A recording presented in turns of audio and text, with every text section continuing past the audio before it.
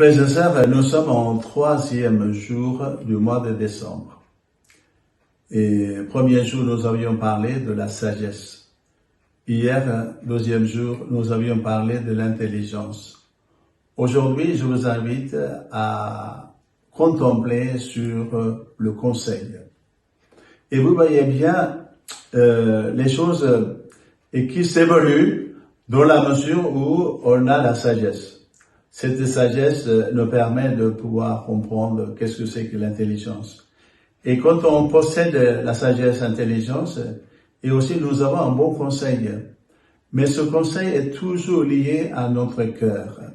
C'est parce que tout est lié à l'amour. Et aujourd'hui, nous sommes dans une société, et pour pouvoir aussi vivre un bon conseil, et aussi pour apporter un bon conseil autour de nous. Mais pour tout cela, il faut que je vive cette sagesse, cette intelligence, et pour que je puisse donner un bon conseil. Si je suis chargé de donner un bon conseil, c'est pour construire le royaume de Dieu. Jésus est venu sur cette terre, pas pour représenter des intellectuels, mais aussi que par sa présence, lui-même, il a été un bon conseil. Vous savez que la femme samaritaine, et nous pouvons regarder la femme pécheresse, et devant toutes les accusations, et quel était le conseil de Jésus?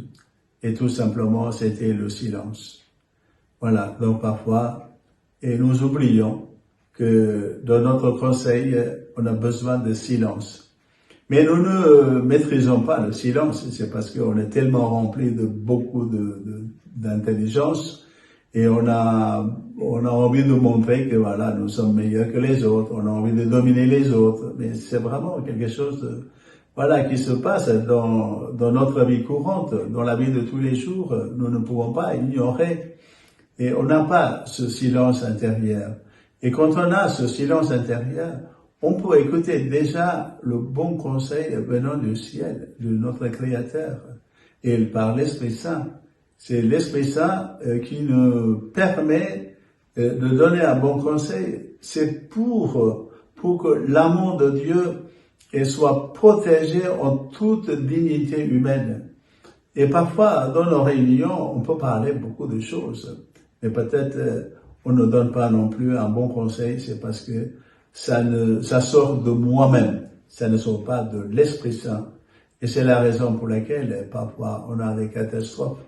Voilà, dans notre vie courante, parce que il n'y a pas de bons conseils. Mais tandis que avec les dons de l'Esprit Saint, frères et sœurs, n'oublions jamais, étant donné que nous sommes tous créés à l'image de Dieu, nous sommes également chargés de donner un bon conseil.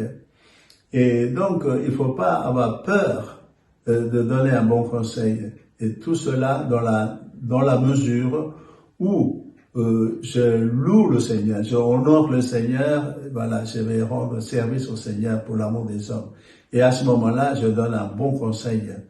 Voilà, soyons des bons conseillers, frères et sœurs, au cours de cette journée, et afin que le règne de Dieu s'établisse, afin que le règne de Dieu arrive dans notre cœur, pour que nous puissions retrouver les signes de paix. Ainsi, bonne chance.